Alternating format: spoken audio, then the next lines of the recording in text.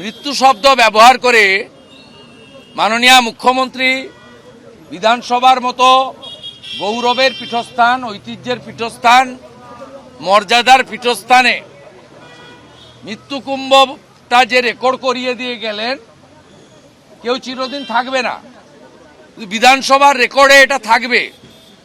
আবার যখন 144 বছর পরে মহাকুম্ভ হবে, সেদিন ইতিহাসে পাওয়া যাবে যে 2025 সালে মহাকুম্ভের দিন পশ্চিমবাংলা এত বড় একটি রাজ্য, 11 কোটি জনসংখ্যা, স্বামী বিবেকানন্দ, শ্রী চৈতন্যদেব, স্বামী প্রণবানন্দ, ঠাকুর রামকৃষ্ণদেবের মাটি, সেই মাটিতে এমন একজন মুখ্যমন্ত্রী নির্বাচিত হয়েছিলেন বা জনগণ করেছিলেন, যিনি মহাকুম্ভকে মৃত্যুকুম্ভ বলে রেকর্ডে রেখে দিয়ে গেলেন। কোনো আলাপচারিতা বা রাজনৈতিক ভাষণ করতে গিয়ে তার এতটুকু অনুতাপ নেই।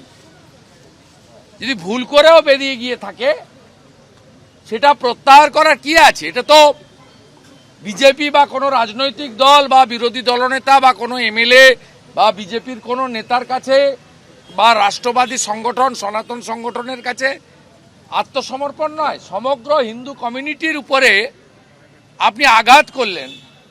48 ঘন্টা অতিবাহিত, আর কোনো তাপ নেই, উত্তাপ নেই, কোনো তার অনুশোচনা নেই। রাজ্যপাল মহোদয় প্রপারলি স্পিকারকে বলুন এক্সপাঞ্জ করতে, আমরা চাই না রেকর্ডে থাকুক। শ্যামাপ্রসাদ মুখার্জির বাংলায়,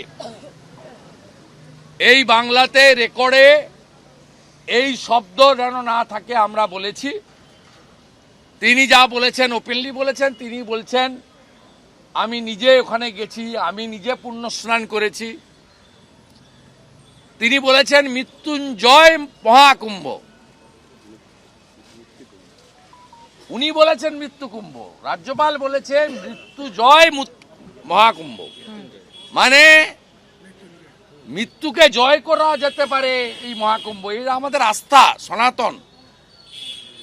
এই বিষয়ে আমরা আমাদের প্রোটেস্ট রেখেছি, এটা জারি থাকবে।